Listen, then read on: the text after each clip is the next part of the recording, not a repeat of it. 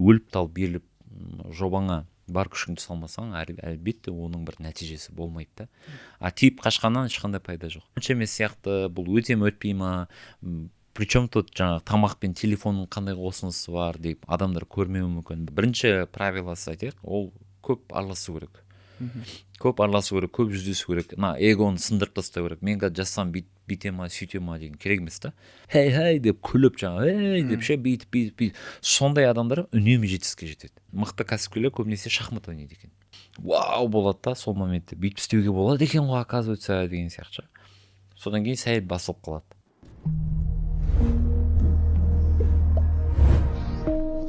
Ассалаумағалейкум Әбеке. Уағалейкумассалам. Қош келесіз. Рахмет. Көргеніме қуаныштымын. Абдинұр Сұлтанғалиев, маркетолог. Біраз компанияның, былайша айтқанда қазіргі таңда жұлдызын жағып жатқан тұлғалардың бірі деп ойлаймын, есептеймін. Өзіңіз жайлы қысқаша Абдинұр Сұлтанғалиев деген кім? Біріншіден Әдеке сізге көп рахмет шақырып отқан үшін. Үлкен ұйымдастырып жатсыз, құдай қаласа, үлкен форум, бизнес форум. Бұл енді барлық мықты лидерлердің басын қосылуы жер, шаңырақта өте күшті нәрсе. Өзім туралы айтатын болсам, енді мен маркетинг саласында қазір креативті маркетинг, өйткені маркетингтің негізі түрлері көп та, соны шатастырмау керек. Енді көбінесе енді есеп жағы деп айтып жатады, жаңа есептейтін маркетолог бар, әртүрлі форматта ғой, но менде креативті маркетолог ол творчестволық, яғни өнерлік форматтағы берілетін маркетинг та, то есть ол пиар, ол вау-эффект, ол сізде жоқ нәрсе мына жақта бар деген сияқты нәрсе ғой. Вот поэтому енді КВН ойнадық, жайдарман ойнадық, оның да бір үлесі өте көп. Қазіргі үлкен компаниялармен, адамдармен тіл табысу ол КВН-нің арқасында да.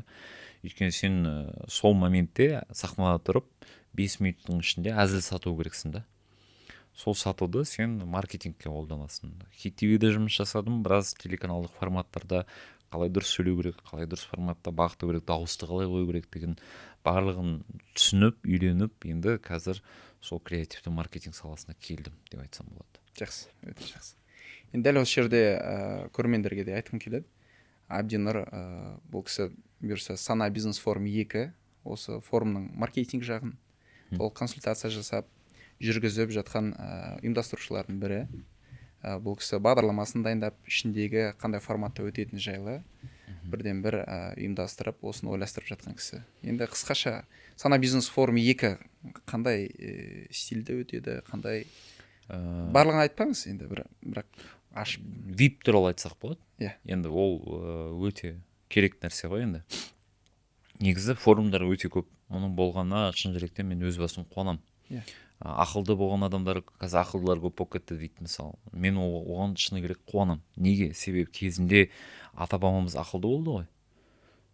Ақылды болды. Сосын қазір мысалы Алашты айтамыз, қандай керемет тұлғалар бар еді деп бар еді. Қазір де олар пайда болып жатыр ғой. Енді әркімге ұнау мүмкін емес, бірақ дегенмен ақылды азаматтардың, ақылды қазақтардың пайда болып жатқаны оған наоборот қуану керек. Қандай бағытта болмасын, ол тірлігін, арбасын сүйреп, отбасын асырап, адал жұмыс жасап жатыр. Болды. Ол кітап оқып, білім ізденіп, ана жерден бір жерден курс алып, наоборот өзінің жаңағы мықтылығын, профессионализм деп айтады ғой, соны өсіріп жатыр. Тура мектептегідей ғой, біз мектепке бармасақ, біз санауды білмейтін едік. Дұрыс сөйлеуді, әріпті білмейтін едік. Дәл сол нәрсе мәңгілік жалғасады ғой адам баласында. Тұлға болып қалыптасу үшін сен үнемі оқуың керек.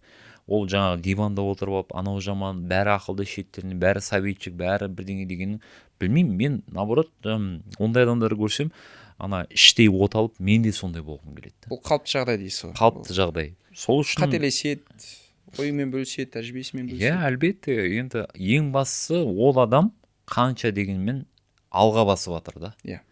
Мияулап, жылап, ой, мен осындай, әке-шешем кінәлі, бүйтті, сөйтті, өмір қиын болып кетті емес, алға басып тірлік жасап жатыр. Бизнес форумға келетін болсақ, Санаға біз енді әртүрлі форумдар көп. Дегенмен соның форумның барлық форумдардың ішіндегі айырмашылық бар ғой, жаңа эффект вау дейді ғой, креативті маркетинг. Мысалы, VIP билеттер бар. VIP билет келген адам, ол понятно, бірінші қатарға отырады, су болады жаңағы алдында, бейджігі бар, жаңа золотистый цвет, обед ішеді, жаңағы ужин кіреді, жаңағы спикерлермен сөйлесу мүмкіндігі бар, барлығы бірдей деп айтса.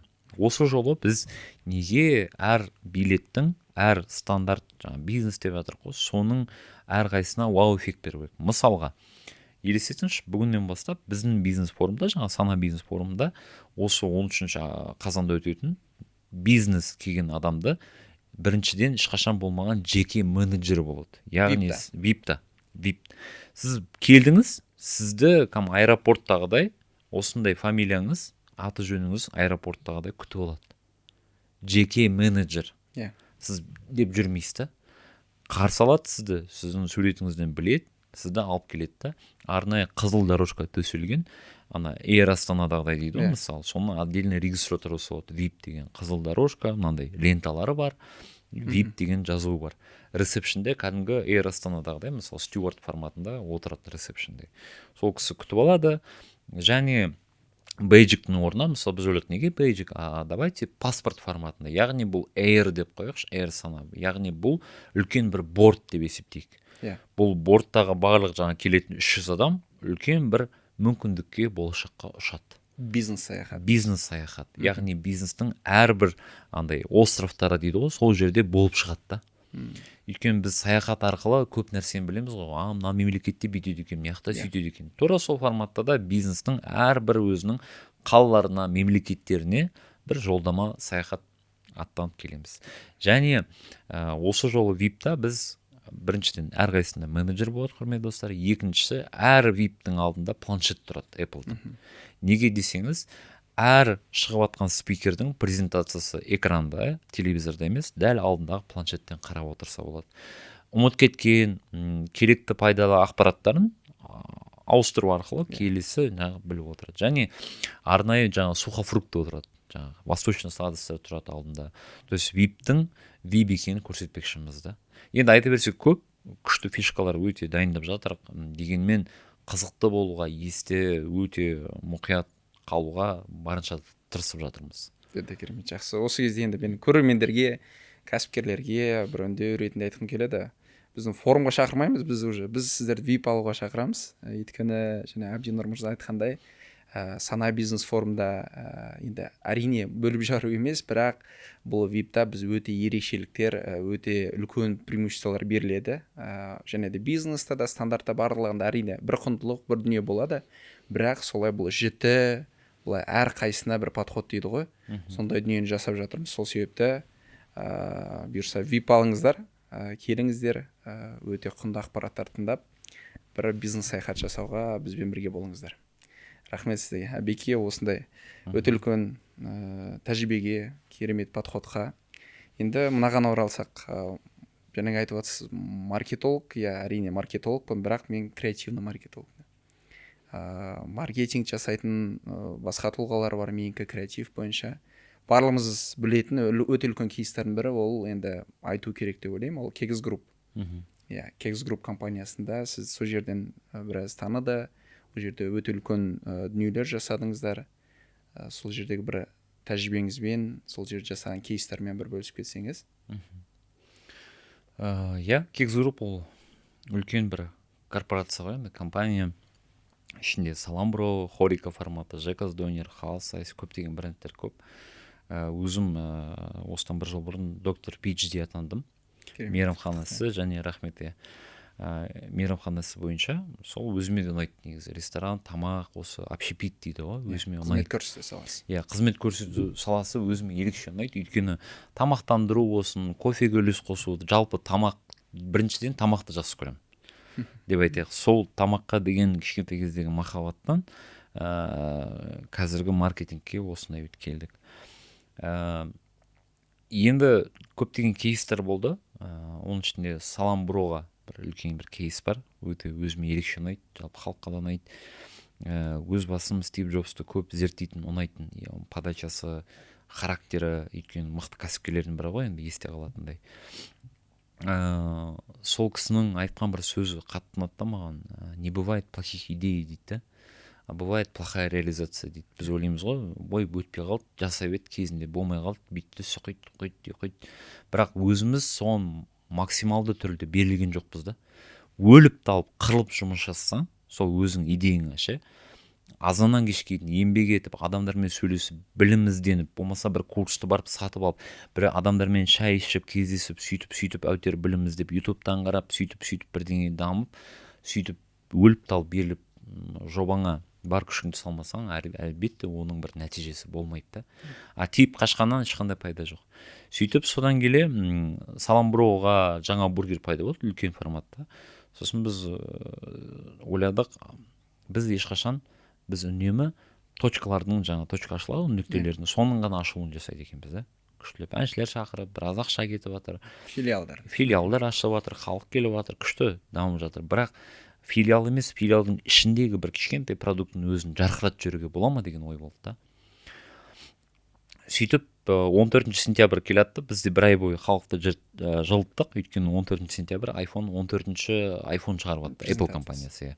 Студенттерді келген уақыт, студенттер келген уақыт, қаланың өзі гүрілдеп жатқан уақытта сөйттік та, бізде бургердің презентациясын жасайық дедік.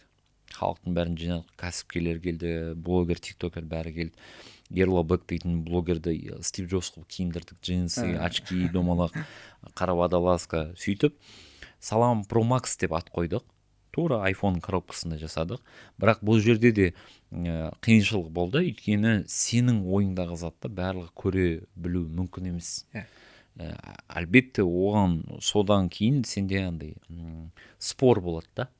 Жаңағыдай онша емес сияқты, бұл өте ме өтпей ма, причем тут жаңағы тамақ пен телефонның қандай қосынысы бар деп адамдар көрмеуі мүмкін. Бірақ айтқым келгені, сізге Құдай сол идеяны берсе, мыңдаған адамның ішінде сіз сол идея үшін соңына дейін бару керек, сол кезде нәтижесі болады. Сөйтіп Каспийский залда біз үлкен 1000 адамға өткізіп презентация, сол күні 500 000 теңгеге аукцион ойнатып, сол бургерді 500 000 теңгеге саттық. Асарумеге жібердік, қайырымдылық форматында. Кім сатып алды оны? Аманбай деген өтеген мырза бар, Аига деген бауырымыз. Аига грэпплинг джиу-джитсудің федерациясының басшысы. Сол кісі сатып алды. Роза ханым екеуі, Роза Ашырбай дейтін ханым бар. Сол екеуі жарысып отырып 500 000-ға Аманбай мырза сатты. Сөйтіп содан кейін халыққа өте ұнай бастады. Тағы да айтатын кететін задай, кәсіпте де андай ғой, біз ана халық үшін решать етеміз да.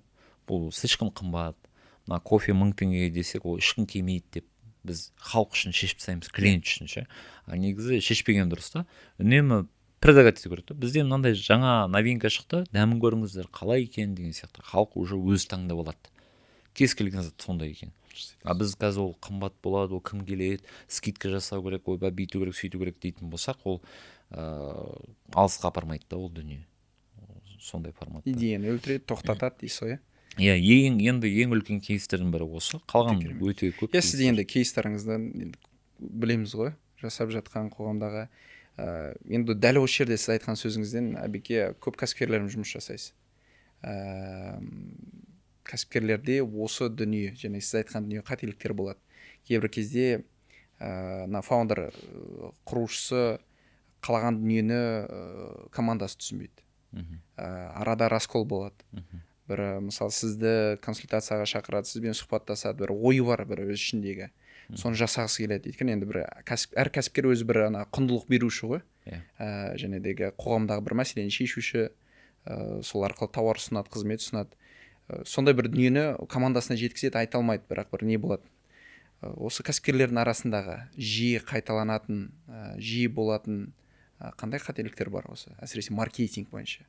Креативті маркетинг туралы даже айтпаса да болатын сияқты. Өйткені креативті маркетинг 100-ден 1 ғана жасайтын шығар. Мүмкін 1000-нан 1 ма. Оны қымбат деп те ойлайды ғой енді. Енді біріншіден шығыс болмаса кіріс болмайды деген. Босқа сөз емес қой. Ол шығыста емес, ол вложение дейсіз. Вложение ғой. Бәрі ойлайды, мен қазір баннер реклама берсем, ақша кетеді деп ойлайды. Ол арғы жағын түсініп тұрған жоқ та.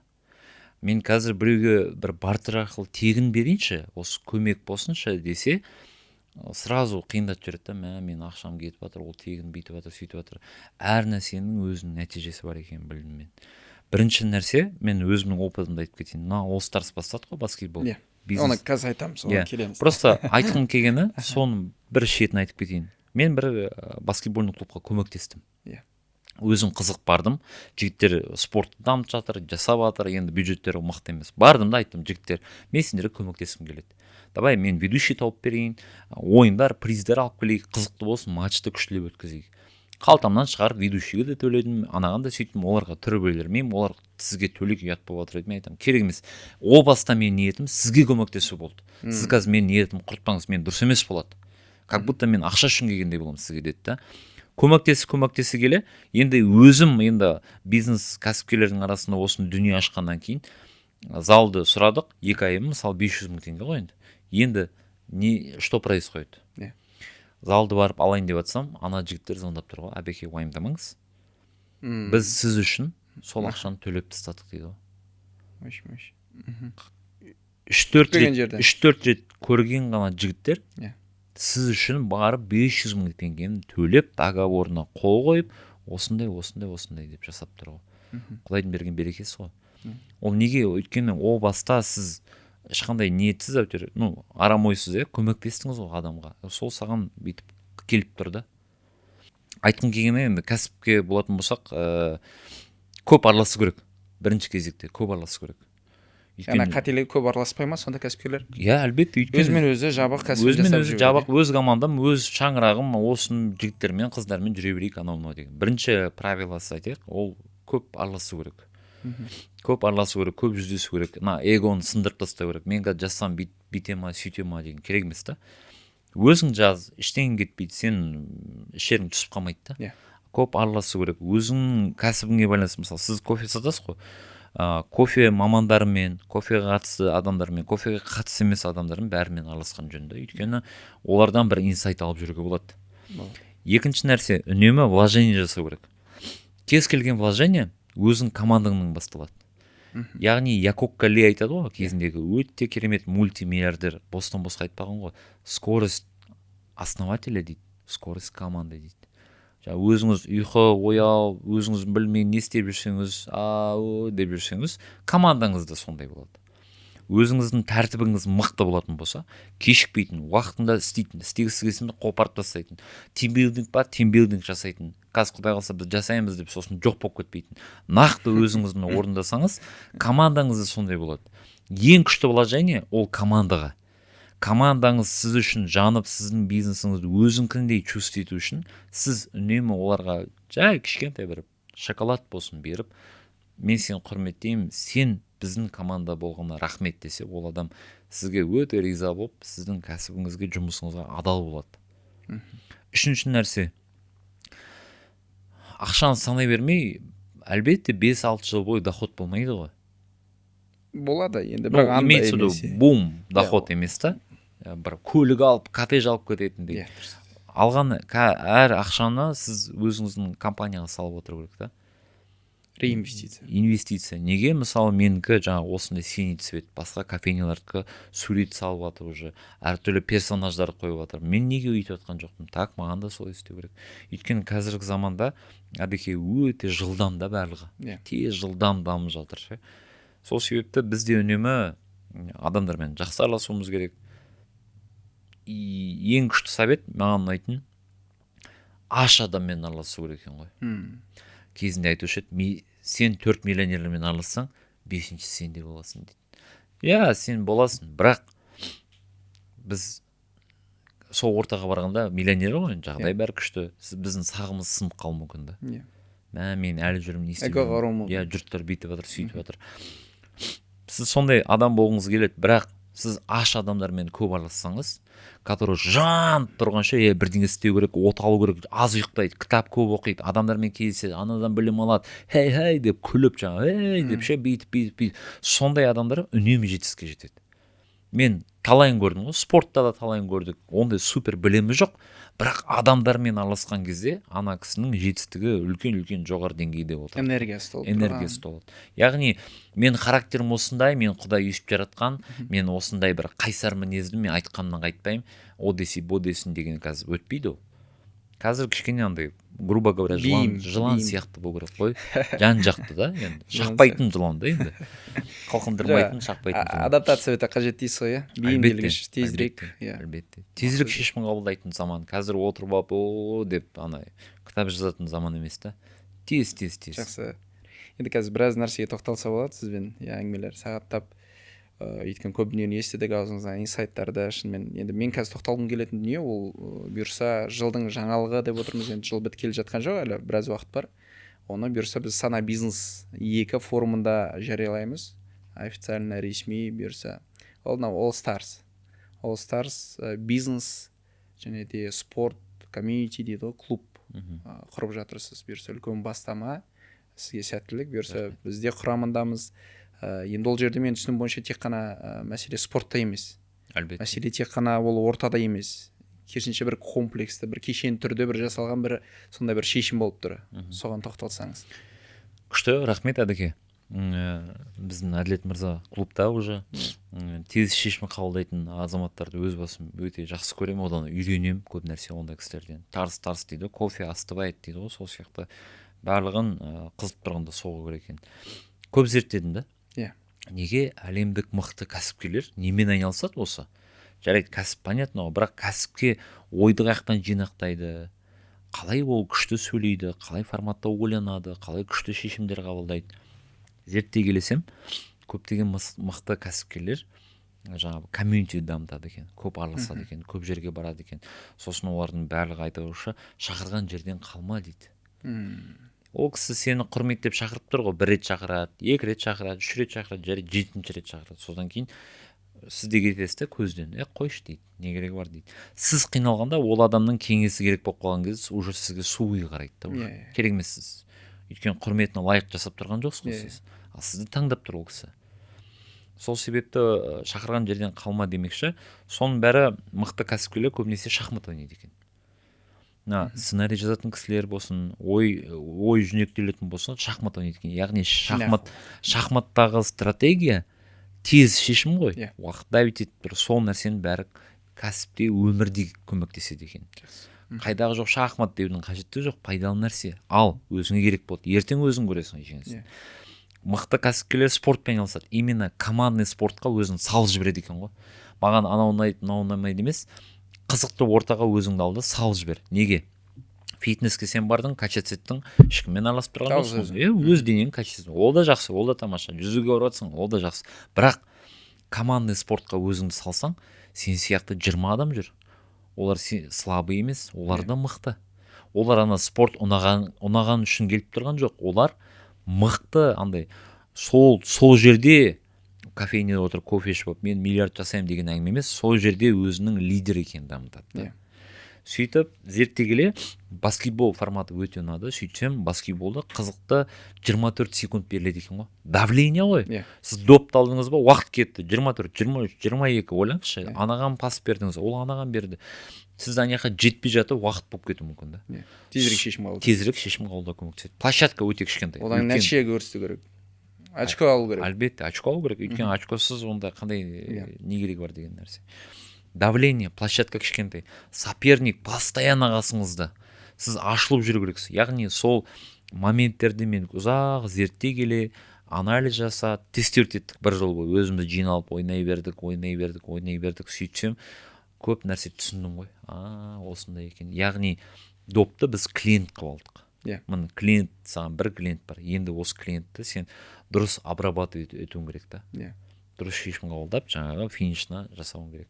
Яғни комьюнити деген ол кофеде отырып алып, деп өйстіп араласу емес, ол сол кісімен пайдалы нәрсе жасау да. Яғни денсаулығын түзету, араласу. Спортта жүргеннен кейін ол сенің уже командаласың болып есептеледі ғой. Екі есе жақын болады сен үшін. Содан кейін ол сізге екі есе ашыла бастайды. Сіз кофейняға шақырасыз, сізді танымайды, ол да бүйтіп отырады да. Көмектесеміз ғой, көреміз ғой, бүйтеміз ғой, ашылмайды да. Сол себепті ашқан себебім сол, қызық болсын, пайдалы болсын. Не айырмашылығы бар енді? Қазір клубтар, бизнес клубтар өте көп қой енді, өзіңіз білесіз. Бірақ жалпы клубтардың көбейгені өте жақсы. Әлбетте. Бірақ барлығымыз білетін бірі, оны да айта кету керек енді. Бауырларымыз, мен әсіресе осыған кезінде жастар саясатында болдық, жастармен жұмыс жасадық, әртүрлі белсенді студенттік өмір болды. Көп жас танимыз, көп кісілерді танимыз. И бизнес клубтарды көп білемін. Енді барлығы шақырады, көп шақырады. Бізге келсеңші. Енді барлығын қарап, ұтымды тұстарын есептеген кезде, жалпы бизнес клубты өзі ұстап тұрудың өзі, содержать дейді, ана ұстап тұрып, оның ақшасын көтеру, оны ұйымдастырудың өзі негізі енді бір кәсіп қой. Бір кәсіп. Әлбетте. Оны жүргізуде қиын. Менің қателеспесем, Қазақстандағы көп бизнес клубтар енді ондай бір енді келе жатыр да бір. Яғни әлі іздеуде көбісі деп айтайықшы. Көбісінде минусовой, көбісі жабылып жатқандарын білемін. Яғни сол жерде бір сіз ертең енді ары қарай өмір шеңдігі қалай болады? Қарапайым бизнес клубпен айырмашылығы қандай? Енді біріншіден айырмашылық қандай болғанда, көптеген кәсіпкерлер бір жерге жиналады ғой. Иә. Енді әртүрлі форматта кәсіпкерлер бар ғой енді. Негізі о баста кез келген бизнес клубтың міндеті комьюнити ғой. Басын қосу. Араласу. Кісімен, Ринатпен, Сәкен коллаборация жасап, бір-біріне пайдалы болып, әртүрлі форматта спикерлер келіп жақсы. Сосын көптеген ашпас бұрын мен көптеген кәсіпкерлермен сөйлестім бизнес клубтағы. Сосын олар кісі әркім өз бойын айтты. Мысалы мен келем, біреумен араласқым келеді, ана кісі кішкене өзіншелеу, мынау кішкене өзіншелеу. Сосын айттым дейді, қойшы, не болып кетті, неме, мен өзімді постоянно сағым сындыруға келем ба? Қашанғы мен бүйте берем, бүйтіп ше. Мен де енді бір тұлғамын ғой деген сияқты. Содан кейін енді сондай кругта болмау үшін спорт керемет объединять деген түсіндік. Сол үшін сол формат жаптық. Сол вопросты. Екінші, эксперттерді шақырмай, ішіндегі жаңа қатысушылар бар ғой. Солар бір-біріне выступать етсін дедік. Бір-бірімізді воркшоп жасайық, бір-бірімізді ашайық. Сіз спикер болыңыз ішінде, неге олай болмасқа? Өйткені сізді спикер ретінде прокачивать етіп жатырық. Сіздің қандай настолько өміріңіздегі путтар қандай күшті шешімдер қабылдағаныңызды жасап жатырық. То есть басқа адамдарды шақырсақ понятно, но ішіміздегі адамдарды екі есе ашуға да, сол үшін all stars деп аталады. Яғни барлығы жұлдызда, әрқайсысы өзінің жұмысында, кәсібіндегі жұлдыздар. Яғни жұлдыз сырттан емес, іштен іздеу керек деген мағына болды. Жақсы, өте керемет. Одан кейін тағы бір айырмашылық енді өзім байқаған подход. Жаңағы айтқандай, кейбір кезде енді барлығы ақшаға салады ғой. Презентация жасадың, енді келгені келеді ғой деп. Жоқ, сізде презентацияларда жиі өтеді, жиі бас қосулар, оның барлығы енді бұл ақша ғой, енді бұның барлығы құйып атқан. Одан кейін уақыт өзіңіздің, өйткені сіздің қанша консультацияңыз бар, басқа бар, командамен жәнегіде жеке мобилограф алу, видеограф алу, жеке менеджер алу, оған хабарласу деген сияқты сонда бір ерекшеліктер болды сіздерде.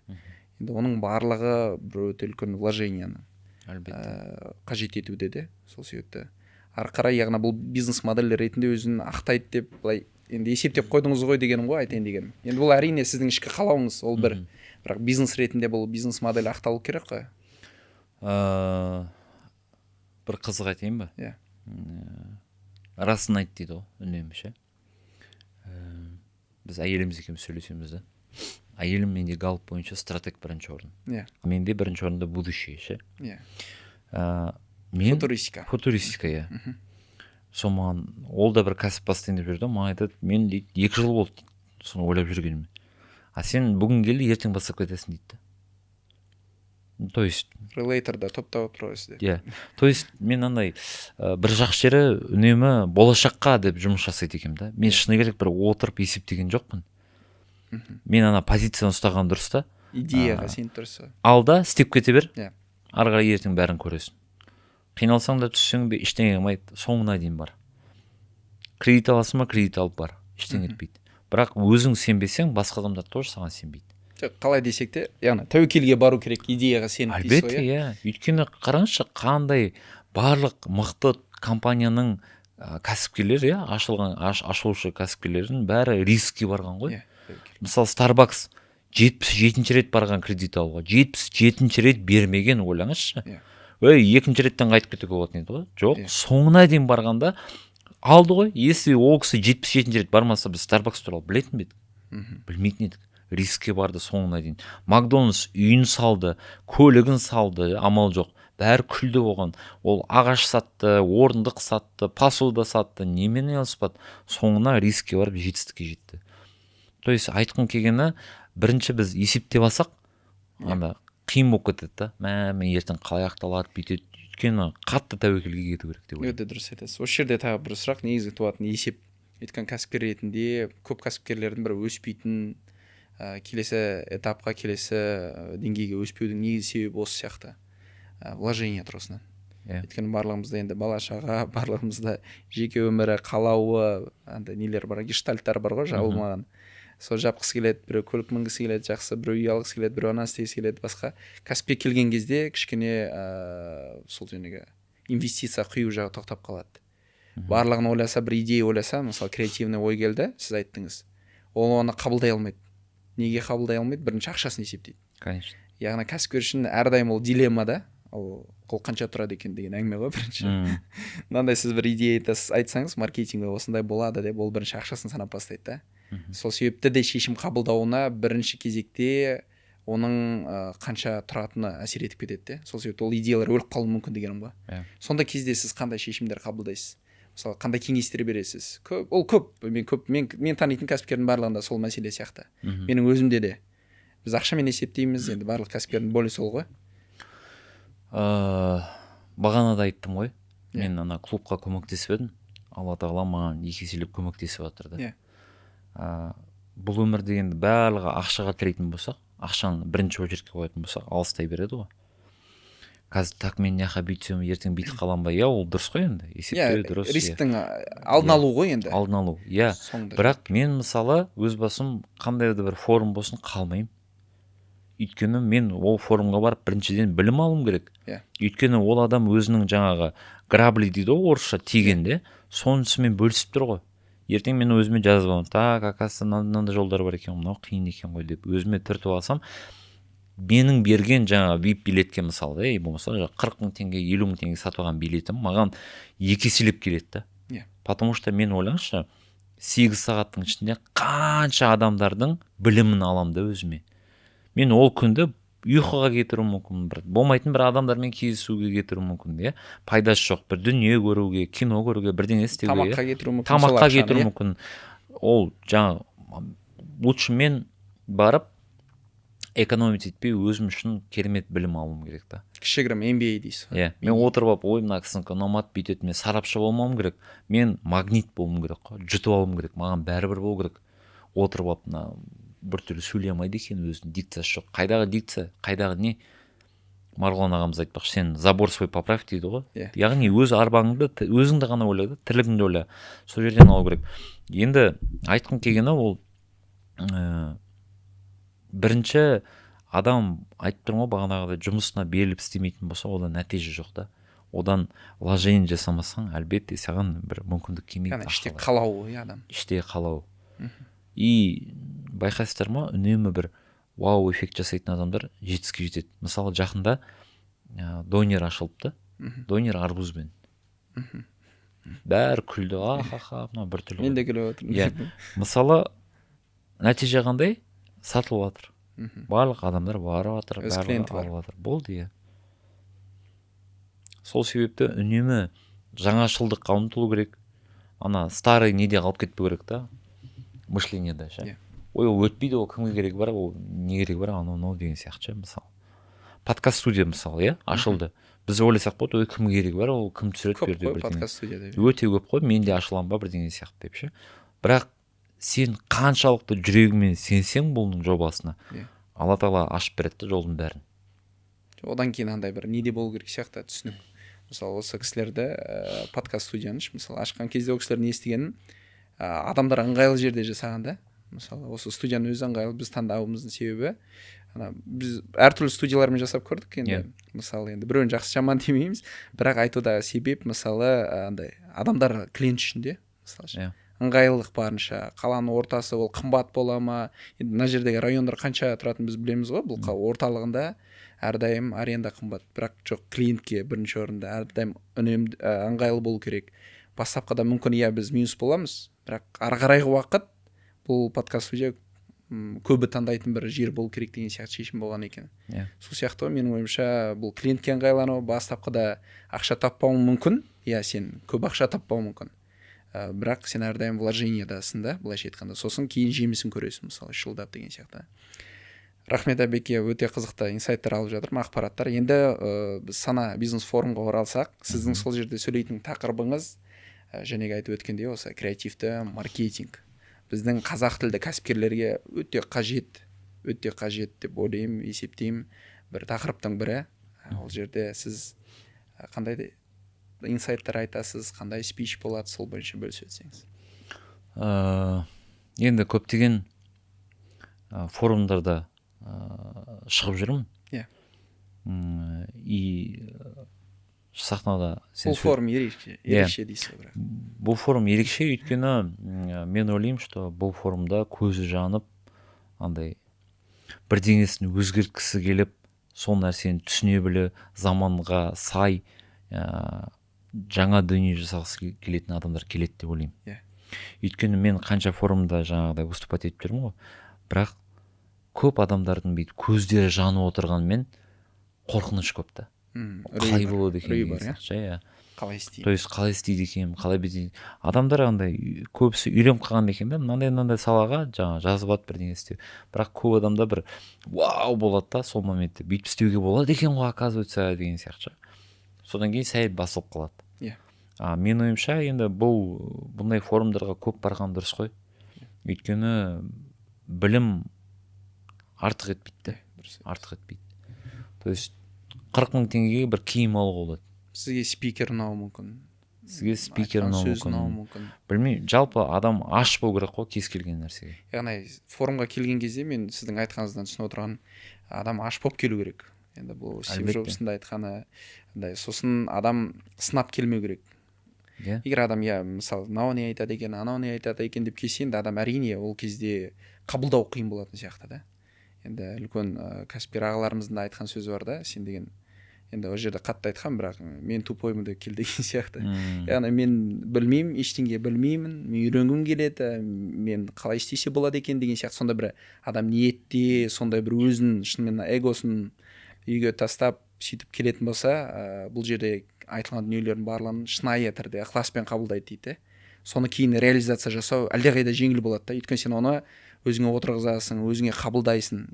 Форумда информация өте көп айтылады, бірақ оның барлығын қабылдай беру это мүмкін де емес, және де ол міндетті де емес. Яғни сіз форумға келіп бір нәрсе айтып, Абдинұрдың мысалы сіздің айтқан бір креативті маркетинг бір лайфхакты алдыңыз, бір кездесу жасадыңыз, ол контракты болды, ол там бір суммаға шықты, соның өзі менің ойымша форумға келген қадамды ақтап тастайтын сияқты мысалы. Әлбетте. Мен мысалы бір инсайт, досыммен бардым форумға. Отырып алып, андай такси іштете береді да. Мынау не спикер дұрыс сөйлемейді, бір бәле, анау презентациясы онша емес, дұрыс дайындамаймын, анда. Мен айтамын, сен тойға келген жоқсың ғой. Не болды саған бір андай тойға келіп, бір андай, ой, құда аз берді ғой, бірдеңе деген сияқты. Бұл білім форматы ғой. Жаңа өзіңіз айтқандай енді адам аш болып келу керек та. То есть табалдырықтан аттағаннан бастап сен кім екеніңді, қаншама білімің бар екенді, ой, бұны айтып отқан мен де білемін деген затты ұмытып кіріп кету керексің ғой. Андай 5-ші кластың баласы 11-ші кластың сабағына кіргендей болу керек қой. Сол кезде ол біледі да, 6, 7, 8, 9, 10 класста не болатынын алдын ала біледі. Өзіне жақсы емес па? Қазір жас кәсіпкерлер өте көп.